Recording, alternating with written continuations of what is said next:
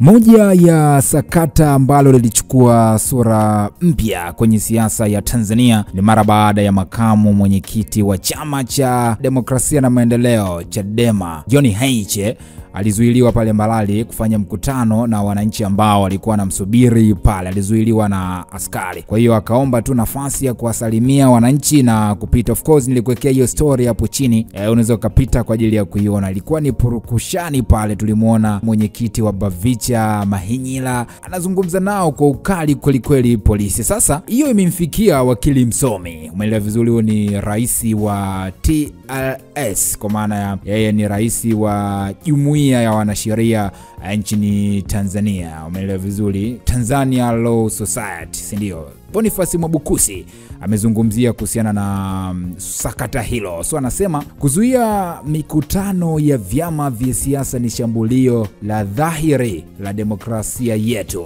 Kwa kuimarisha hoja hii na urahisi wa rejea hapa chini ni vifungu vya katiba na sheria ya vyama vya siasa vinavyoimarisha msimamo wangu. Moja, Katiba ya Jamhuri ya Muungano wa Tanzania ya mwaka 1977 ibara ya 20 kifungu kidogo cha kwanza.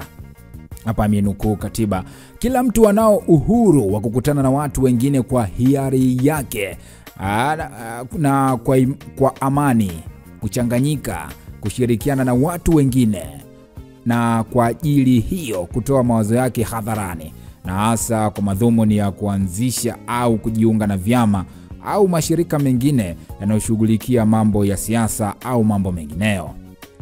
Ibara hii inathibitisha kuwa mikutano ya vyama vya siasa ni haki ya kikatiba na haiwezi kuzuiwa bila sababu za msingi zinazokubalika kisheria. Ibara ya 21 kifungu kidogo cha kwanza na kifungu kidogo cha pili, amenukuu hapa, anasema kila raia anayo haki ya kushiriki shughuli za utawala wa nchi, ama moja kwa moja au kwa njia ya wawakilishi waliochaguliwa kwa mujibu wa sheria.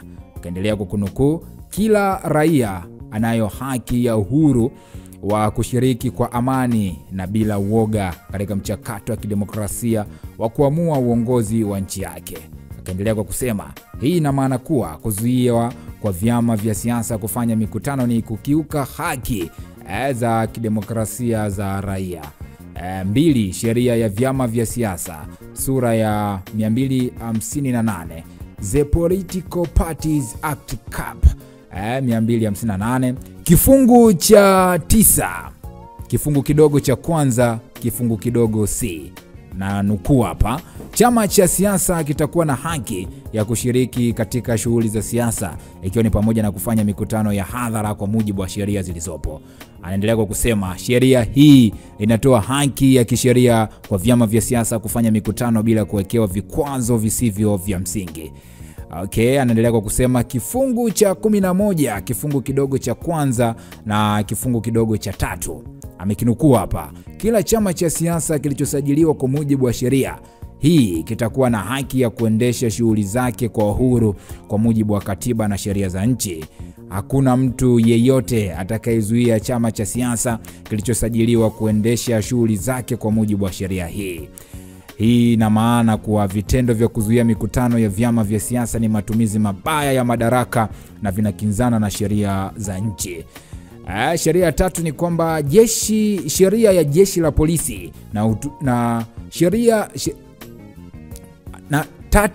sheria ya jeshi la polisi na huduma za usalama sura ya 322, The Police Force and Auxiliary Service Act cap number 322. Umeelewa vizuri, kifungu cha 43 kinasema kwamba polisi watawajibika kuhakikisha usalama wa mikutano ya hadhara kwa lengo la kulinda amani na utulivu na sio kuzuia mikutano hiyo bila sababu za msingi. Kwa hiyo jeshi la polisi lina wajibu wa kulinda mikutano ya hadhara, sio kuzuia kwa misingi ya kisiasa. Tuna namna mbili: tuishi kwa kuheshimiana, tulijenge taifa letu, au tuishi kijinga, tuharibu taifa letu. Ujinga ni kutoheshimu sheria na katiba. Kumbuka kwamba 1. Kuzuia mikutano ya vyama vya siasa bila sababu za msingi ni kinyume cha katiba na sheria za nchi. 2. Vyama vya upinzani vina haki sawa na chama tawala kufanya mikutano ya hadhara. 3. Yeyote atakayezuia haki hii anatumia vibaya madaraka na anahujumu demokrasia. Akamaliza kwa kusema hili ni swala la utawala wa sheria na lazima polisi na ofisi ya msajili wa vyama vya siasa Tanzania wawajibike kwa mujibu wa katiba na sheria za nchi. Okay, yeye amemaliza kwa kusema hivyo. Comment huyu anasema nini chama cha TLS kilifanya ili hata yanayoendelea yasiendelee kuwepo, na wewe kama rais wa TLS nini tamko lako kwa ukandamizaji wa katiba ikifanywa wazi wazi na polisi? Akaja akamjibu hapa akasema kwamba hivi vyama vina wanasheria nguli na wabobevu kabisa, vinaweza kusukuma vifungu vya sheria na katiba kwenda mahakamani vikiona vina uhitaji. Mimi nimetoa andiko hili kwa manufaa ya umma ili wajue tu msimamo wa kisheria na kikatiba. Okay, si ndio? Huyu anasema now what is appropriate the way forward? What are we gonna do in such horrible behavior repeatedly by police force to abuse existing stipulated law in our existing constitution? There is something wrong, I think. Akaja kamjibu hapa, let's continue with PIL TLS.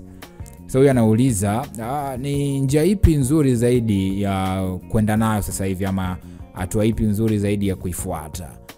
Kwa sababu tutafanya nini kwenye hii hali mbaya ambayo inakuwa inajirudia zaidi, na polisi wamekuwa wakirudia tabia zao za kuharibu hii haki ya kikatiba? Huyu jamaa anasema kwamba anahisi kuna kitu hakiko sawa, so akaja kamjibu hapo. Huyu anasema mikutano haikuanza leo kusemwa inazuiliwa, mikutano haikuanza leo kusemwa inaingiliwa na mamlaka. Mikutano haikuanza leo kusemwa haifikii malengo yake ya kufikisha dhumuni lake kwa wananchi kwa sababu tajwa hapo juu. Je, muda wote huo pamekosekana suluhisho la kudumu kuepusha haya?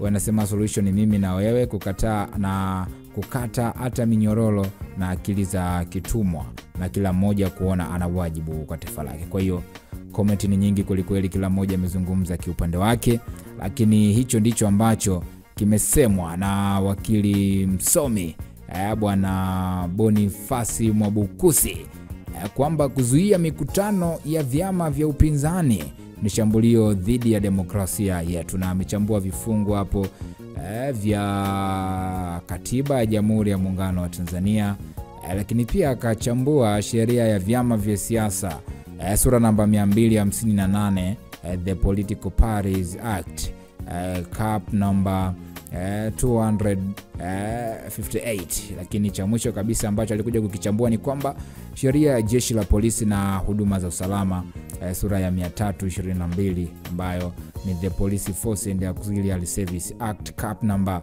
322. Vizuri. So mtazamo wako ni upi kuhusiana na hiki ambacho Boniface Mwabukusi alichokisema kwa kile ambacho kilionekana John Heche baada ya kuzuiliwa mkutano wake pale ambapo alitakiwa afanye? Hii ni VOT Media. Mtazamo wako ni nini? Hakikisha umesubscribe ili kupata taarifa nyingi zaidi.